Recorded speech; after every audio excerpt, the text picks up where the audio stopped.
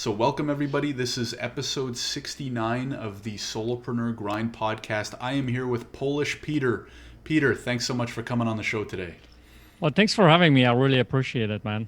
My pleasure. I'm looking forward to the chat. Obviously, I love talking to other entrepreneurs, solopreneurs, but we have a little bit more of a connection due to the relation to immigration, which I'm excited to break into a little bit more. But for those who don't know who you are, can you tell us just a little bit more about who you are and what you're working on these days? Yeah, so kind of my name kind of give it away a little bit. Polish Peter, right? So I am Polish. I was originally born in Poland, came to United States when I was 14 years old, didn't speak any English. In fact, to this day, I still learning English. I don't think you can ever learn that language for sure, you know. I remember when I was growing up here and I was learning the language, and one of the things was like, so wait a minute, am I Polish or am I Polish, right? Because they're the same thing. So that's the whole thing about the language. But anyway, long story short, I came here, went to high school, went to college, graduated with a degree in architecture because my uncle was a big influence for me in that regard. So I've always lived in Michigan. I have been here since 91. So it's been a long time. And as I started... Yeah. Wow. Now you just made me old. All right. Well, that's interesting. All right. So anyway, I was an architect for a while after, here in Michigan until about 2007, 2008, when the whole, real estate market crashed in United States. And I had to pivot at that time. All right. Because I had 3 kids, was married and had 3 kids. And I was like, I need to support my family. How do I go about doing that? And I think a lot of solopreneurs have to deal with that kind of a thinking, right? Especially when they have a family. So I started doing something part-time on the side as I was seeing this whole thing unfold, and decided to go and combine my strengths. And that was, marketing. I was very good at marketing from learning a lot of those kinds of things, real estate aspect because of the architect, and the internet. So I combined those 3 things and I started teaching other people how to market their businesses on the internet. And that's where my journey started for the entrepreneurial kind of a side. Now, coming back now, it has evolved into something much deeper where I actually, now what I do is have a marketing agency where I help businesses, like select businesses, higher level businesses, market themselves on a Facebook. So we have like an agency that will market them. And on the personal side, I coach specific entrepreneurs, right? I have 2 different coaching groups where I help entrepreneurs grow their businesses and their life, because one of the things that I found out over the years is you can't separate the life and the business. And I think a lot of people, especially solopreneurs, kind of start looking at it that way and they get in trouble, which I did myself, actually. Right. No, I totally agree. And we'll definitely dig deeper into that. But I want to go back to kind of more of the start of the entrepreneurial part of the journey, Peter. And the first thing that stuck out to me is you're working as an architect, but you're telling me that you were combining strengths of marketing and the internet. How did you develop those strengths? Was that just on the side? Were you like listening to podcasts? Like where did that come in, or how did that manifest? Right. That's a great question. If I think back to that particular time, one thing that you will, if you know anything about me, you will find out that I love studying human behavior, right? I love studying why do we do the things that we do, right? Why do we buy stuff that we don't need and all that kind of stuff. So I remember even before that, one of the first books that had a huge influence on me was Robert Kiyosaki's book, Rich Dad Poor Dad. And the second book was my book by Napoleon Hill, Think and Grow Rich. Those 2 books have completely transformed, how I think about life and business and things like that. So I was always infatuated with that kind of a thing. And that kind of, the whole think about humans and mindset and all that kind of stuff comes together with the marketing, right? So that infatuation kind of evolved into that. I started learning, testing different things, school of hard knocks kind of a thing. And that's where the whole thing evolved, But when were you doing that? You were working 9 to 5, right? Yes. While all this was happening? And you had a family? Like all of this was going on? So I was working 9 to 5 in architecture in about 2006, 2007. And that's the time where I started seeing something change in the market, right? In architecture, especially here in Michigan. And that entrepreneurial bug kind of hit me. And I started doing this. So I would literally sit at night and develop different strategies and pages and learn different things and things like that. So I would be doing this in the evening, like kind of like this grinding. Now, in retrospect, some of it was good, some of it wasn't, because for me, it ultimately resulted in, I'll be a little bit honest with you, in 2011, I ended up getting divorced. And partially was because I was so, wanted to provide for my family, provide, and a lot of that ended up not being totally present with my family, right? But Right. that in turn has ended up helping me get much deeper into helping people, because Right. now I see that the mistakes that I've made, right? Right. To be So able to help somebody. can you touch a little bit on that right now in terms Yeah. of how do you find that right balance, right? Because we all know how difficult it can be to, build a business, especially from, your own business from scratch, how much time it takes. Yeah. But obviously, if you have a family, um, that's really important too. So, what do you tell your clients now, or what were some of the key takeaways, and how you would kind of approach that differently? Right. That's a really great point, because a lot of people who are coming to me they want to start something new, right? So one big mistake that I made back then is that I let my business, my entrepreneurial side, dictate my life, right? So everything in my mind and in what I was doing, everything was thinking about business, business, business. How do I make more money? How do I do this, right? So I had what's called the business vision, right? I had a vision for my business, what I wanted to get. That's important. Now, what I've learned from that and what I tell my students right now is, first thing that we need to do and get very clear on is, what do you want your life to look like? And Right. then develop that, create that, get clear on that. What you want your life to look like what your life look like with your family, right? Ultimately, that you want to achieve. Because, if you think about it, we start businesses to have a better life. We start businesses to spend more time with our kids, let's say, right? With our spouses or whoever it might be, right? But what ends up happening is we don't get clear of what that part of the life is supposed to look like, but we are clear on the business side, and then business quickly takes over, right? So that was Got my it. big mistake. So what I'm doing right now, the first thing we talk about is, what do you want your life to look like? So family, your health, your, let's say, spiritual, if you're spiritual, what does that look like, right? What does your free time looks like, all those different areas that we're encompassing the entire life.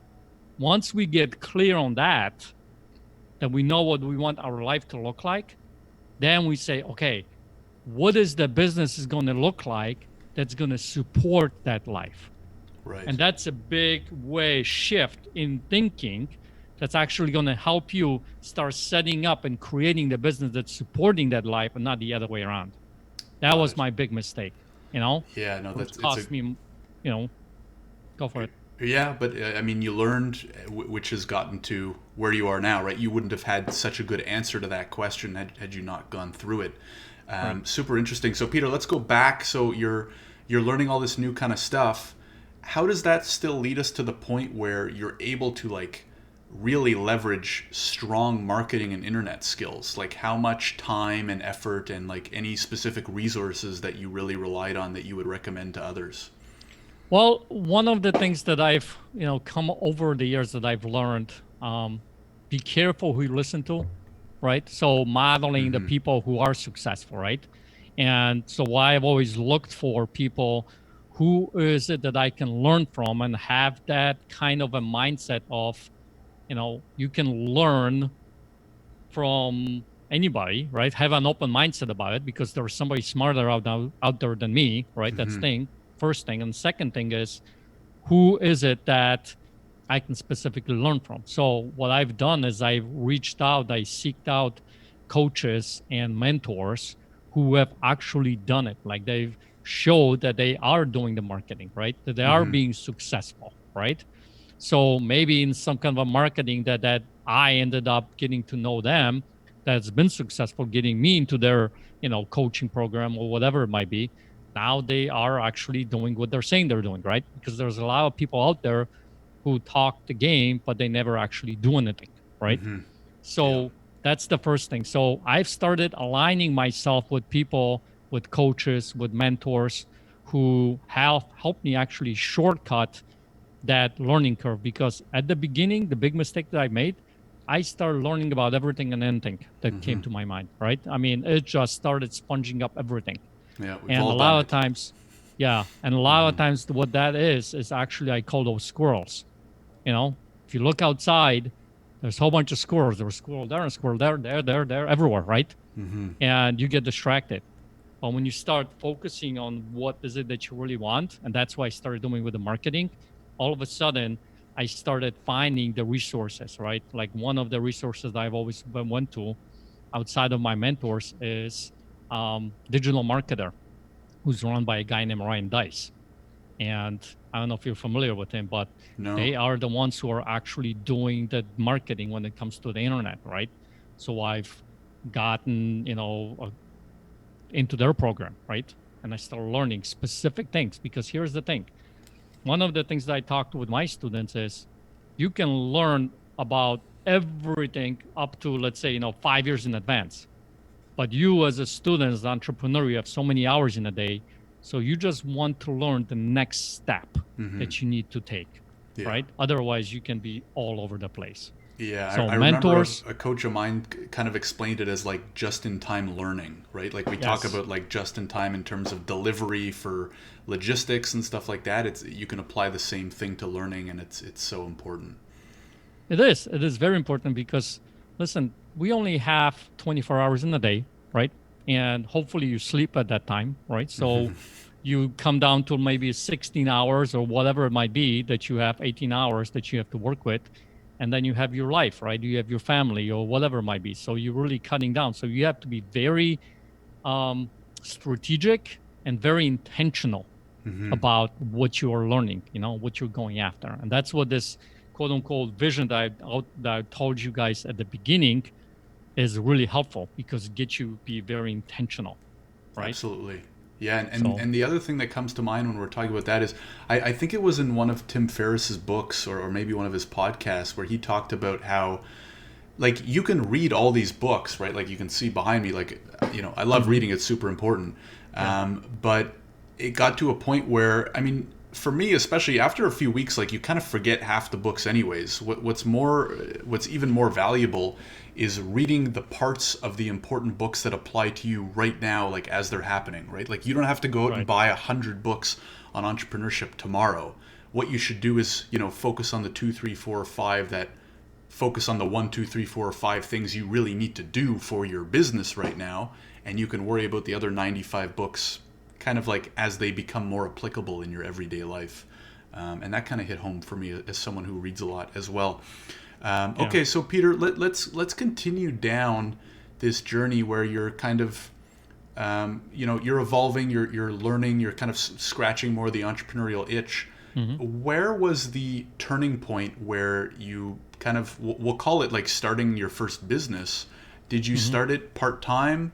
Like how did you start kind of implementing the marketing stuff, the internet stuff? What was the first iteration of that? well, I will tell you this was many moons ago, right? So I'm kind of thinking back, but this was 07, 08 when the whole real estate bubble crashed. And the way I started doing this is I just started applying different things, start testing out different things, I remember my first website that I actually went and designed. It was horrible. I mean, looking back at it, it was just, it's Well, and like a, back then, like you didn't have Squarespace, right? Like, were you no, there were was you no, I coding it? mean, no, I was using Dreamweaver. I don't know if you Okay. remember Dreamweaver, but you develop the website offline and then you save it and then you upload it and to the server files and hopefully it pulls up and looks the same and it was just crazy, right? So, but the thing is, I started doing stuff. I started testing different things and I started trying this out and trying that out, and as I was doing that, I started getting some feedback, right? And I tell you, the first time, my first business that I started doing, at first, I don't know how many months it was just like pulling teeth. It was a failure, basically, right?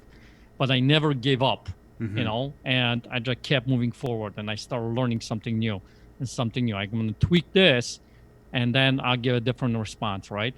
And what happens, I think, a lot of stuff for entrepreneurs is that they get so much into this learning phase, they don't get into the doing phase. And that's when the things matter. So that's what I just started doing. I just started being my own piggy, just testing myself. But what would you recommend? Like, was this like an e-commerce store? Like, what exactly were you trying? And what would you recommend to people who are struggling to take those first few actions? Like, should they just start a blog, or should they start drop shipping, or like what do you recommend that they start with? Well, it's a kind of a difficult question because it depends on what their goal is, right? What is it that your goal? What do you want to achieve? What are your strengths, right? What are you really good at, right?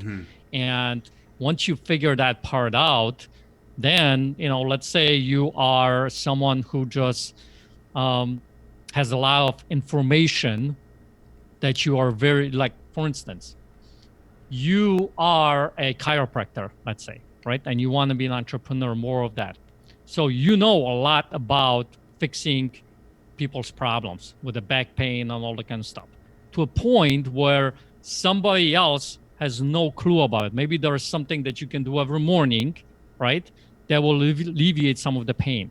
So what I would recommend to that particular person is create a little ebook, right, or some videos, if you like being in front of the camera, and just shoot some videos and then put it up on the website and create like a little, I call it the lead magnet, right? When you give something away for free in exchange for their email. So you can give that away for free in exchange for an email.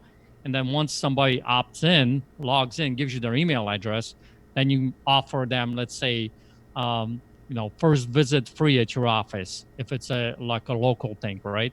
Or you make them another offer, right? And that's how you start making money. So it's called like a little funnel, right? So it all depends on the type of a person. I'm very familiar with a lot of like info marketing funnels, that kind of stuff, where you're selling information products, right? So I live in that world. I haven't done a lot of like drop shipping kind of stuff because that's not my, strength. Some people, one of my clients, one of my students, he is an Amazon seller. So all he does is go finds a product that people want, right? He finds a distributor, like a wholesaler, that sells those products and becomes a middleman. So he buys a pallet of the product from, that wholesaler, sends it to Amazon. Amazon holds that product for him in their warehouse. They charge him a low fee, right? And then he just makes the listings on Amazon. And every single time somebody buys it, then Amazon gets, notified, and Amazon ships the whole thing for him. So he doesn't even have any inventory at the house, right? He just sends it out. So it all depends on your goal, right? But it comes down to what your strengths are, your goals are, and what you want your life to look like, Got it. I hope that answered that. Yeah, no, it makes sense. I mean, it's definitely one of those like it depends answers, right? Where, like you said, it depends what you want to try. And so how did those first few attempts or businesses kind of evolve and bring you to the next step? Well, so as I started, growing that business, started looking at back then, I had the product where I was helping real estate investors sell their houses on the internet. That was my strength. I knew how to do that because I've learned it through the School of Hard Knocks, right? So I started asking these people, what is it that they're looking for? What would they want? Like literally asking, what do you want to learn? What could I help you with? And they start telling me, giving me feedback, what their biggest problems are, right? Because you want to solve their problem. Once you figure out what somebody's problem is, you can solve it for them. So then that's the big problem was they couldn't solve how to actually do that. So I had two different ways of doing it. One, I would teach them how to do it, which I created a product. So basically all I did is just sat down in front of the computer and I recorded like 10 or 12 hours on video Like I went on Google and I showed how to do this step and that step, right? And then I took that, transcribed that video into a book, transcribed it into audios, and I had a course and I was selling that. I was literally driving to different like associations and different platforms. I would speak on stages, right? And I would sell that product. So that's how it evolved. And then the second one involved is some of them wanted to do that for them. So that's when the coaching aspect started to evolve. And now my coaching is basically evolved around humans, right? It kind of evolved to a bigger and kind of a more, call it a strategic to what really means to me in my heart, like helping people live their true life, right? Who they really are. So we talk about personal and business. How do you align that? How you balance that? That's how the evolution basically came through. But it was all about listening to your client, basically. Yeah, I mean that's a huge takeaway right there, right? That it just applies to everybody and everyone. How important it is to listen to your potential clients, current clients, previous clients, et cetera, et cetera. So, Peter, how did you go about making such an in-depth course? Like, did you have experience selling real estate? Is that where it came from? Or did you research? Or like, how did you come up with all that content? And I'm assuming it was very, valuable content too. How did you come up with it? Well, so the way I've learned it is, like I said, I was an architect, right? So I've developed a lot of real estate. During that particular process, as we're developing real estate, right, we build that building, and now we have to get rid of that building, right? Or the client. So on the commercial side, we were doing that. So then when I started looking at the bigger market, I'm like, okay, so it's the residential side, right? So I started playing with that and learning that. And I literally was taking on people at the beginning, like a demo clients, right? And I said, hey, listen, let me try this particular strategy and market your house like an agent, real estate agent or investor on the internet, see if we can sell it, right? You don't have to pay me and just use my strategy. And they're open to do that, right? Because you get service for free. From that, I started tweaking that strategy. And this was before some of these guys were talking about, squeeze pages and landing pages and all that kind of stuff. I started implementing that kind of stuff in the real estate industry. It was already in the info marketing business, right? Online. Yeah. But nothing was like that in the real estate. So I basically took what worked in one industry and I applied it to a different industry. And all of a sudden, because that market wasn't aware of it, was like, what was that? Right. And that's why it worked. And that from those clients, I created testimonials from them. And that's when I started, then I created the steps. So when I created the video, the course, I literally walked through the steps from the beginning to the end of how I do that myself. Got it. And then what was it like trying to sell that first course? Like was it difficult? Did it start well? Did it start poorly? Kind of how long did it take to get that off the ground? Well, yeah, I mean, that's a good question because if I'm being honest with you, for a long time, nothing was coming through. There was no sales because one, you had to learn how to sell, right? On like write a sales copy, right? So I've hired a copywriter to write a sales copy on my website, right? Then I starting traffic and got another sale, one sale. And at first, when I started seeing some sales come through, I was like, wow, this is actually working. Well, and then I started tweaking it, right? But what I found out, knowing myself, remember I mentioned earlier the podcast about your strengths. What I found out is I'm really good with talking with people, right? I enjoy talking with people, being in front of people, right? So I decided what if I started doing this live? Because a lot of people in the real estate industry were selling from the stage. So I took it on to create this presentation in the 90 minutes. I would drive to different, places, like the association in real estate industry, it's called RIA, Real Estate Investment Association.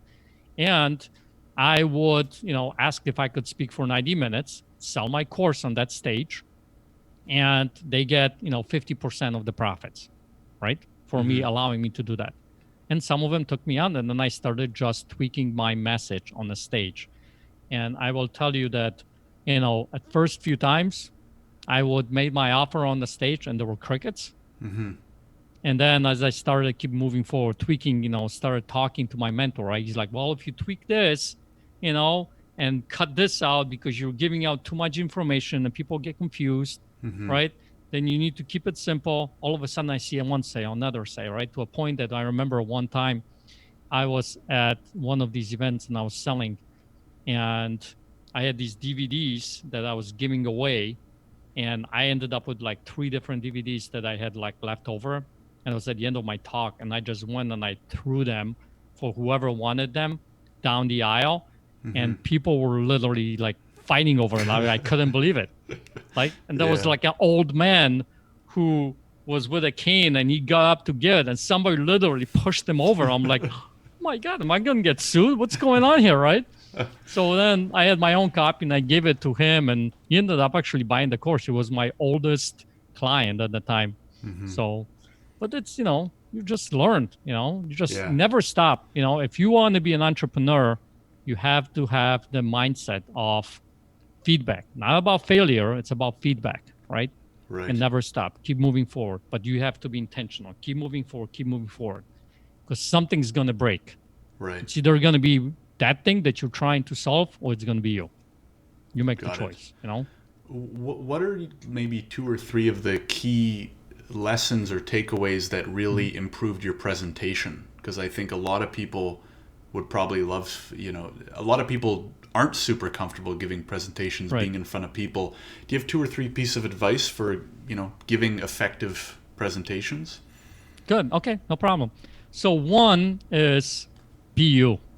Don't try to be somebody else. When I was failing at doing this presentation, I was trying to learning all these different strategies and how this particular guy was presenting himself, right? How he was like kind of in your face, or he was like this kind of a, strategy that he was using, right? And it wasn't really working, because guess what? When you're trying to be somebody else, people can tell, right? They can tell like you're not being yourself, right? You're trying to do something. And when I first started just being myself through the sales message, whatever it was, just being me, all of a sudden, there is the integrity, being genuine, everything comes out, and people want to buy from people like that. So just be you, right? You can polish a little message here and there, but be you. I screw up words. Like to this day, we run events throughout the United States, right? We have about 8-10 different events that we run almost every month around the United States. When I talk in front of these people, I screw up words because of my accent or whatever, right? I make fun of it, right? And people laugh, and that's me, and that's what they love, right? So be you is the first piece of advice. Second piece of advice that I would give them is when you're speaking to the people, let's say in a stage, get out there into the audience, right? Be over there and they're listening, right? Not be in your head, but be over there. Because a lot of times what ends up happening is speakers or people start thinking about what's going on. Am I saying these things right? Am I doing this right? What are the people thinking? Oh my God, this guy is looking on their phone. Is he actually paying attention? Or this guy is walking out of the room. Oh my God, I must have said something wrong, right? Something triggered the guy and that's when you get in your head and you're not really being with the audience, and they can tell. So what I'm saying is you get over there with the audience, being there listening, and the words, if you've been practicing your presentation, your speech or whatever, and you're being you, they're going to come out and they're going to land with the audience, however they're going to land with the audience, but you are being there listening, right? Right. And I literally, in the audience, whether it's 50 people or 1,000 people in the audience, I pick throughout the entire room 2, 3, 4 people that I go back to, right? And I just speak to that specific person in the audience.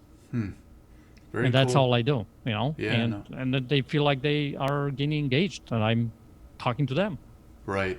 That's what they say about copy too, is even if you're sitting down to write a mass email to 10,000 people, think about one of those users and write to one of those people. So right. Definitely really good advice. So Peter, how do you transition from that to where you're at now, right? How did that evolve, or what was the kind of trigger that took you to where you are now? So the trigger that basically caused it basically to where I'm doing right now is when I got divorced. And it sounds kind of odd, but at that point when I got divorced, my business was doing pretty good. We were paying for everything. I was making money and all that kind of stuff, but ended up getting divorced. And I said to myself, and there was an odd thing because when I got divorced, my oldest at the time was 8 years old. My parents got divorced when I was 8 years old. And then all of a sudden kind of hit me like, why is this happening? Right? Is there something about, what is it that had me get divorced, right? Because she's the one who filed for the divorce. So I started going to this whole entire mindset. There's something gotta be wrong here, right? What is it that's going up between those 2 years that's causing something like this, right? So I went into this, kind of a personal development, fixing what's between the 2 years. So that evolved into helping other entrepreneurs now, first getting to being clear and reframing some of the things that happen between the 2 years so you can be successful. Because anything, whatever business you are in, whatever you're trying to achieve in your life, 80% of it, if not more, is what's between the 2 years. 20% is the mechanics. How do you put up the sales page or whatever, right? What is the business supposed to look like and all that kind of stuff. That's only about 20%. That's what most people focus on. The biggest breakthrough that I've had is when I fixed what's between here, when I reframed some of those things, my life completely changed. My business altered. I'll give you one example. One of my coaching sessions that I had when I got, I had a mentor and coach. I finally, for the first time, this was in maybe 2012, 2013, first time ever it was like a blind spot, like I couldn't tell what it was exactly, right? I didn't know I had that. I found I was a people pleaser. I was a people pleaser my whole life, but I've never actually realized that, right? Now, what do people pleasers do? They please everybody, don't they? Right? So the clients, right? I would say to every single client, I would say, yeah, no problem. I'll do this. I'll do that. I'll do that. Who can I help? Who can I help? Right? And I would be like running around like with a chicken, my head cut off, right? And guess who wasn't happy? Me the most, right? Because I was helping everybody out, but guess what? At the same time, I was disappointing a lot of people because I was running out of time in a day to make sure that everything gets done. So the minute I got clear on that, I looked at, okay, so how do I set up boundaries for myself so I don't go and being the people pleaser? So my coach at the time helped me set up those boundaries. And the minute I set out those boundaries, one of those things was being on time. And so I started doing this being on time. And you would be shocked how many more clients I started to get in my business to actually, because they were like, you know what, Peter, I can't believe it. First time in all the interaction I've had, thank you so much for being on time on our call because that barely ever happens. That one thing, but it started from here, right? So this is why I coach. When people come into my coaching program right now, that mastermind coaching that I have, one of the first things we do is we talk about the mindset, right? What's happening between the 2 years. Because once we get that done, then all of a sudden in life, business, everything starts flowing. Got it. And so if someone really connects with that and they're like, you know what, that's what I need to do right now. What do you, obviously, other than signing up and checking out all your content, and we'll get to that at the end, what type of actions can they take right now to try and solve that? Well, one thing I will tell you is, there's books you can read. Sometimes there is a book that you can read that's going to help you kind of looking from a different mindset point of view. When it comes to books, I'm trying to think of top of my head what are some really great books. One of my mentors is Tony Robbins. He doesn't, I went through his high-end training, basically, right? That he has specifically for coaching. So what was that like? Oh, it's incredible. If you know anything about Tony Robbins, he has a completely different way, the mentality and all that kind of stuff, right? I haven't personally been mentored by him, but I just went through his coaching program, right? But the methodology and everything about the mindset is huge. So his books, his programs, they speak a lot to when it comes to the mindset, right? So starting to learning and being open, starting to look at like, what is it that people tell me a lot about who I am? What are the complaints that happen for a lot of people, right? And kind of being open, right? And start looking from that perspective. If you never have time, if you have certain issues that you have in your life and you're like, you know what? I never can be anywhere on time. Why is that? Right? And you start kind of being the detective, right? And started looking at that specific thing. One of the things that I do with my coaching students is something called the Tony Robbins started. It's called the 6 Human Needs Test.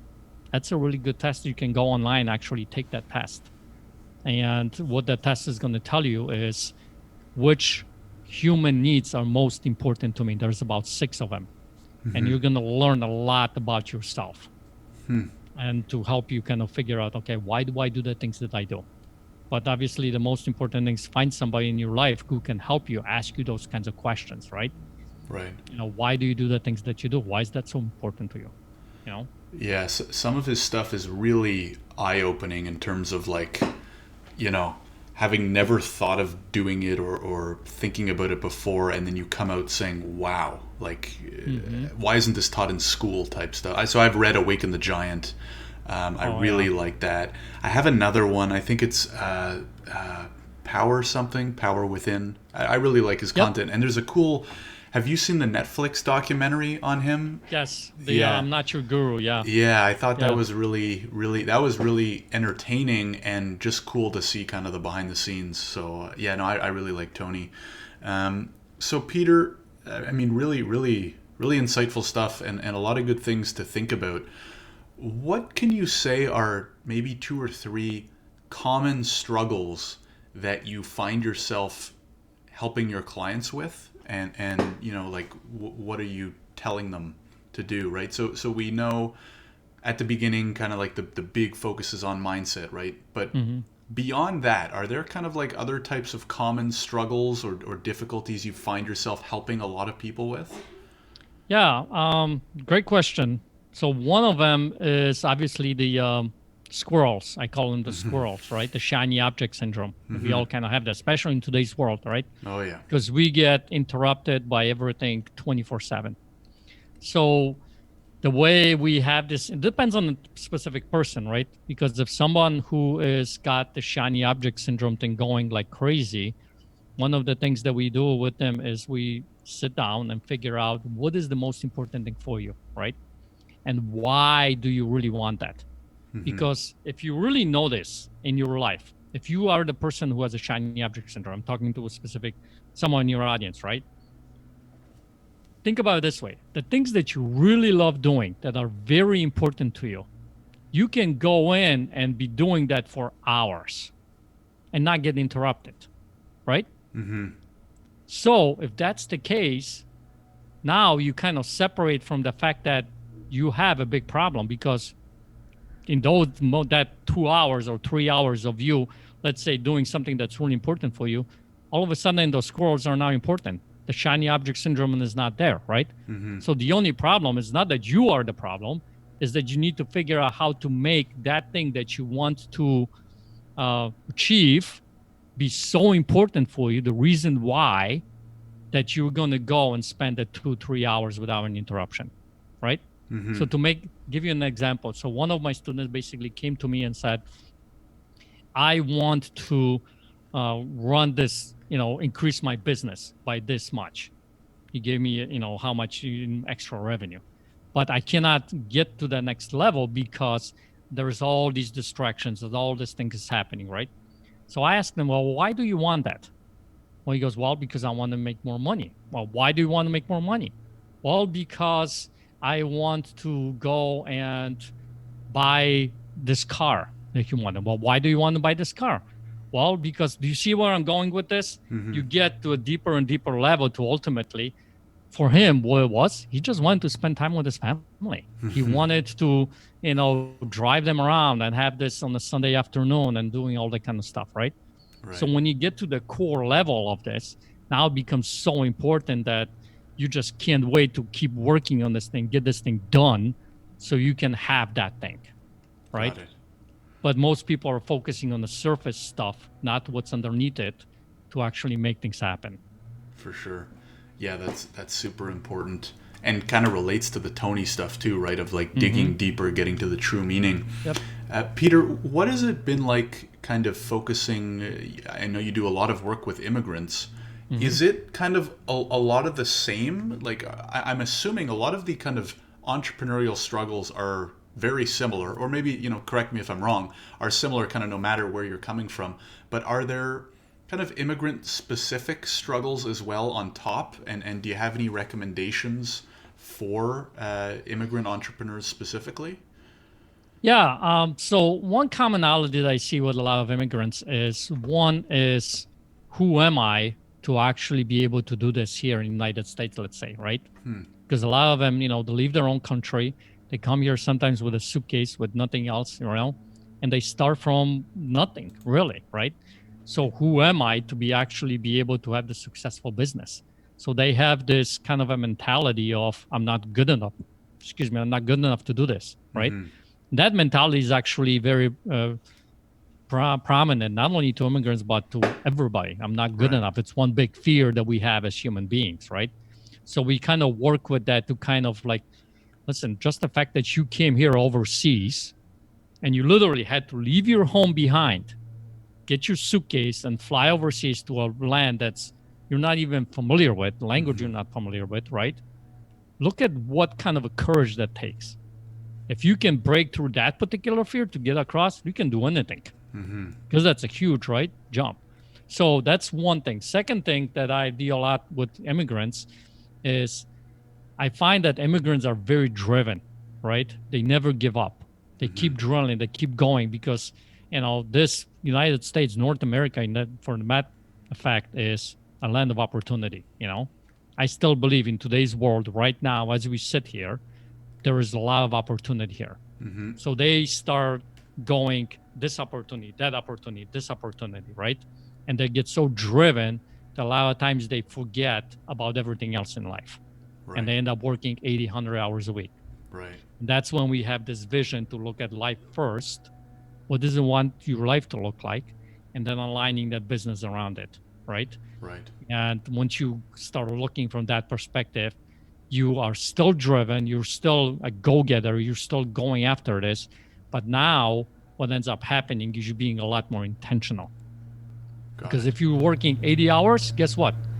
Those 20, 30 hours, they're going to come out somewhere, right? So is it your personal time? You want to go to the gym, or is it the time with your family? Or is it the time with your kids? What is it? What gets taken out when you're working 80 hours, right? When that gets real now, all of a sudden it gets a lot more intentional. My business right now runs on 25 hours, 30 hours a week, because I've aligned it for the business to support my life, not the other way around. Got it. Very cool.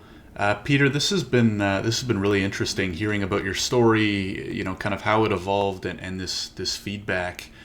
Can you maybe just finish off with 2 or 3 pieces of advice you would give to someone who is right at the beginning of their solopreneur journey, or kind of struggling to break into it, or maybe they've started it, but you know they're in that, you know, drudge of the first few months where it can be really difficult. What are 2 or 3 pieces of advice you'd give to someone in that position? Well, one thing I would say, you are a rare breed. So give yourself an applause for that, right? Because a lot of people will not step out of the norm of what we were told that we should be doing here, you know? So that's big plus, right? So give yourself a pat on the back for that. And second thing is, don't give up. Just keep moving forward, man. Like I said at one point in this episode, is that something is going to give at one point. It's either going to be you, or it's going to be the thing that you're trying to work, right? The business. So as long as you don't give up, that thing is going to break and you're going to move to the next level, right? So don't ever give up. Just keep moving forward, because there might be a lot of naysayers that are going to try to drag you down. But guess what? At some point, those naysayers, when you keep moving forward, they're going to be the people who will want to work for you. Right. You know? And the last thing I will say is, when it comes to this, go after what's really important for you. You only have 24 hours a day. You only have 16 hours, whatever it might be, right? What's more important to you than, let's say, the business is the quality of life that you want to have, whether it's with your family, whatever. Put that in the forefront, right? That be your driver to get you what you want, right? So it's the life that you want to go after is the driver and not the business. Business is there to support you. And when you start looking from that perspective, I think you're going to be aligning yourself, because now you're going to be making different decisions, right? Now you're not going to be the guy doing everything in your business. You're going to start looking, okay, so what do I need to delegate to somebody that will help me get my business to the next level, right? You're going to start making different decisions, because at the end of it, when we come to the end of our life, guess what? It's not the business that we're going to be, when you're laying on the bed at the end of your life, are you going to say, when I wish I would have done that extra business deal, or I wish I would have done that deal that was then, or are you going to say, I wish I was going to spend more time with my wife or with my kids or whatever it might be, Got it. And you don't want to have those regrets at the end of it. So make sure you focus on that. Absolutely. That's a great note to end on, Peter. Very well said. If people want to hear more about you or kind of follow you or check out your website, where do you recommend that they go? Well, first and foremost, I appreciate you, man. Thank you for being on this podcast. If you want to find out more about me, I post a lot of stuff on my Facebook. You can go to facebook.com/Coach Polish Peter. And that's my public Facebook page. I post stuff on there. I have a podcast where I interview successful immigrants to help them grow, to share their insights. I've learned a lot from immigrants that I can even pass on. It's all free. And you can find it at mastersunite.com. That's mastersunite.com. And if you even are curious about being in the coaching program that I have, the Coaching Mastermind, and we can offer you a free session on the people that are on this particular podcast, like a free discovery session, like a clarity session to figure out exactly what you want, right? I'm open to doing that for about 3 people. You can go to immigrantmastersunite.com, immigrantmastersunite.com, and book yourself to that, or just reach out to me on Facebook. I'm more than happy to have that kind of conversation with you. Awesome. Really appreciate that, Peter. And we will link to all of those in the description, no matter where you're watching this or listening to this. Peter, thanks again for coming on the show. We really appreciate it. Thank you for having me, man. I appreciate it.